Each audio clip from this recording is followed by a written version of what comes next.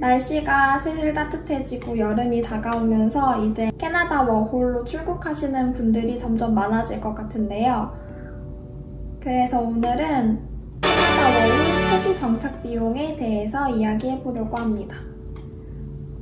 참고로 저는 밴쿠버에 있습니다.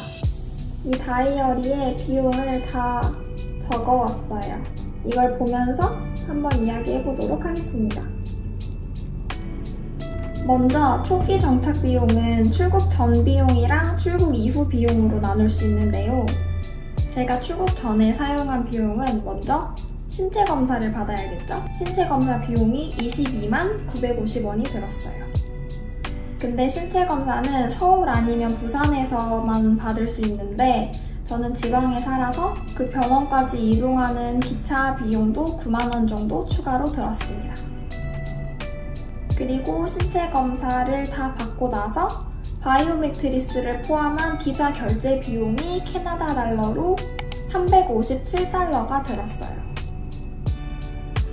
그러면 바이오메트릭스를 또 등록하러 가야 하는데 바이오메트릭스 등록은 서울 이태원에서만 할 수 있어서 거기까지 이동하는데도 왕복 기차 비용이 9만 원 정도 들었습니다. 그리고 보험을 들어야겠죠?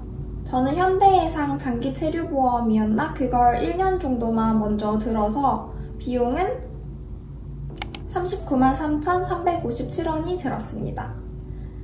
다른 분들 보면 마이뱅크처럼 1년에 한 20만 원 정도에서 저렴하게 할 수 있는 가성비 좋은 보험도 많이 드시더라고요. 근데 저는 보험을 잘 막 비교해보고 하지는 않았고 조금 더 비싸면 제 혜택이 더 안전해질 수 있지 않을까 하는 그냥 막연한 생각으로 조금 더 비싼 걸 들었습니다.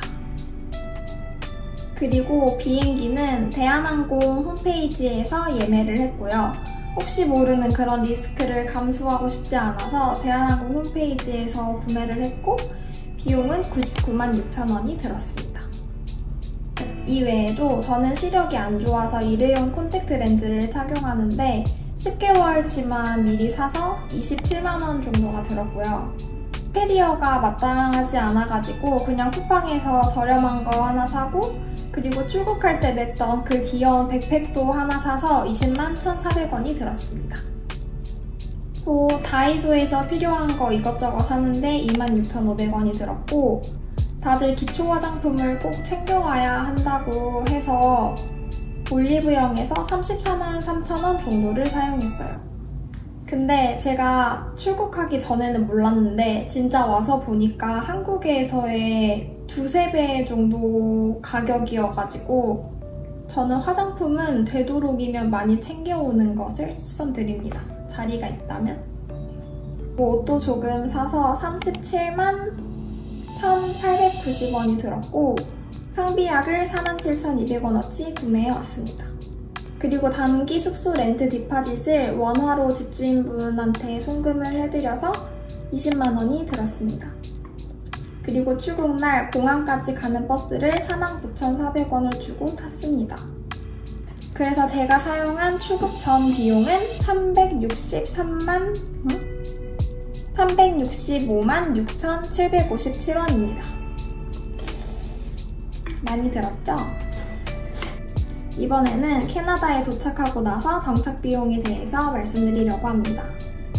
저는 3월 18일에 밴쿠버에 도착해서 3월 2주간 숙소비와 생활비, 4월 한 달간 숙소비랑 생활비, 그리고 5월 렌트비 이렇게까지가 초기 비용으로 들었습니다. 그리고 4월 중순쯤에 일을 구해서 5월 생활비랑 그 이후의 렌트비, 생활비들은 제가 번 돈으로 충당을 할 수 있을 것 같아요. 아마도. 그래서 3월이랑 4월로 나눠서 설명을 드리면 먼저 3월 2주간의 단기 렌트비는 700불이 들었습니다. 저는 이 단기 숙소에서 몇 달간 더 연장해서 살 생각이어서 한 달 렌트비의 절반을 보증금으로 내야 하잖아요. 450불을 추가로 보증금을 냈습니다. 그러면 저는 650불을 총 보증금으로 낸 셈이겠죠? 서빙 일와의 자격증을 취득하는데 36.75불이 들었고 BCID를 발급받는데 35불이 들었습니다. 통신비는 저는 파이도에서 65기가에 35불을 내고 사용하는 플랜을 이용하고 있고요. 통신비는 3월은 40.47불이 나왔습니다. 교통비는 공항에 도착해서 숙소까지 오는 택시비로 34.7불을 썼고 그 이외에 버스비는 32.2불을 썼습니다. 드라이기, 스팀 다리미, 텀블러 이런 생활용품을 구매하는데 84.19불이 들었고요.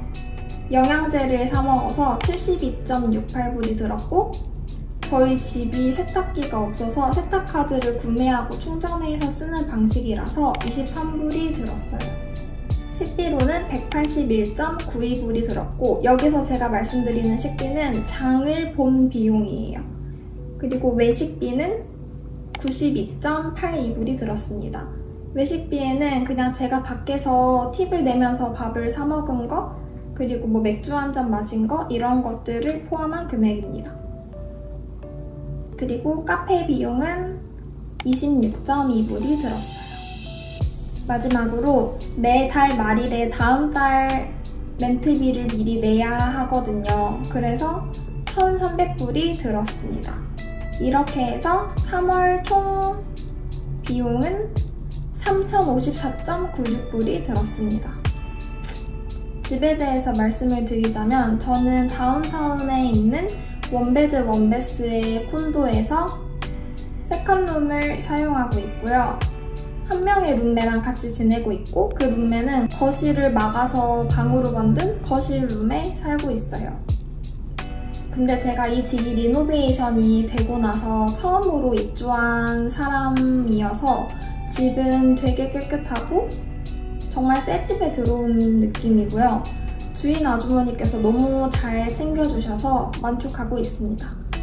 근데 이 콘도 내에 짐이 없고 또 집안에 세탁기가 없다 보니까 조금 불편하고 비싼가 하고 느껴지는 감이 있기는 합니다. 그래도 어쨌든 만족하면서 지내고 있습니다. 이제는 4월 생활비입니다. 먼저 통신비로 39.2불이 나갔어요. 그리고 교통비는 다들 밴쿠버 오시면 컴패스 카드에 먼슬리 패스를 충전해서 많이 사용하시잖아요. 근데 저는 다운타운 안에 살고 있다 보니까 사실 밖으로 나갈 일이 많이 없어서 먼슬리 패스는 사용하지 않고 그냥 필요할 때마다 10불, 20불 이렇게 충전해서 사용하는 방식으로 이용하고 있습니다. 그래서 4월달 교통비는 컴패스 카드 40불 충전해서 썼어요.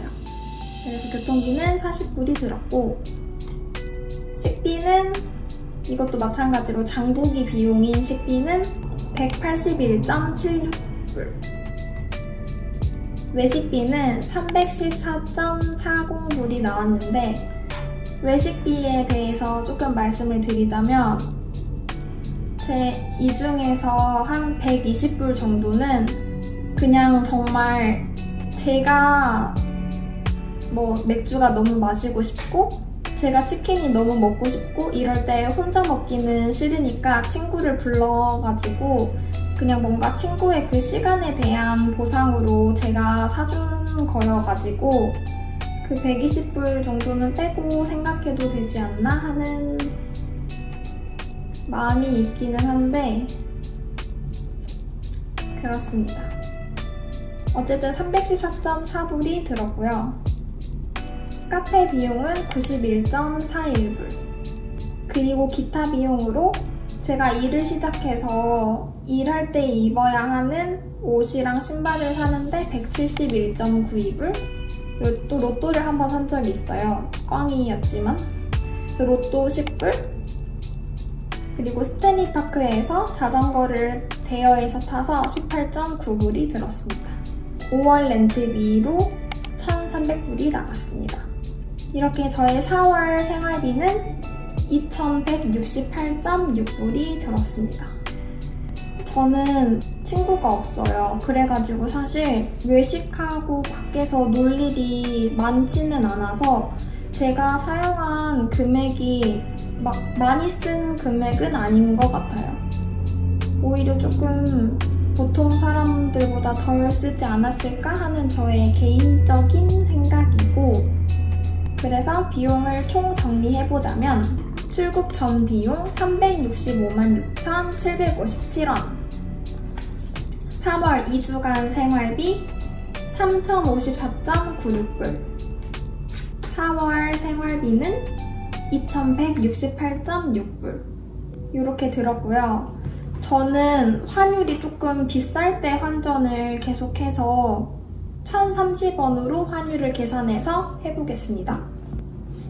그러면 3월 생활비는 314만 6,680원이 들었고,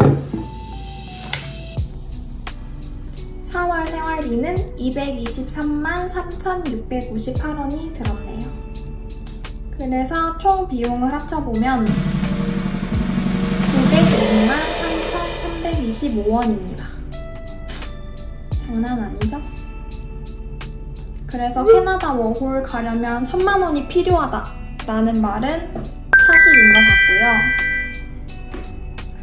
출국 전 비용을 제외하고 캐나다에 내가 얼마를 들고 가면 될까 라고 이야기했을 때 저는 적어도 700만 원은 들고 와야 내가 조금 편하지 않을까 하는 생각이 듭니다.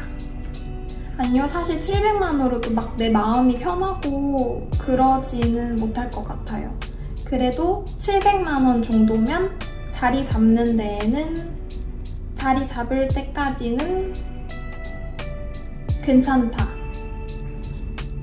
이렇게 오늘은 워홀 초기 비용에 대해서 이야기를 해봤는데요. 사실 사람마다 씀씀이가 다르고 돈을 어디에 쓰는 게 괜찮고 어디에 쓰는 건 조금 아깝고 이렇게 생각하는 부분도 다르다 보니까 이게 천차만별로 초기 비용이 들 수 있다고 생각은 해요. 그치만 그래도 워홀 초기 비용이 감이 안 잡히시는 분께 이 영상이 도움이 됐으면 좋겠고요. 모두들 안전한 출국하시고 즐거운 워홀 생활 하셨으면 좋겠습니다. 안녕.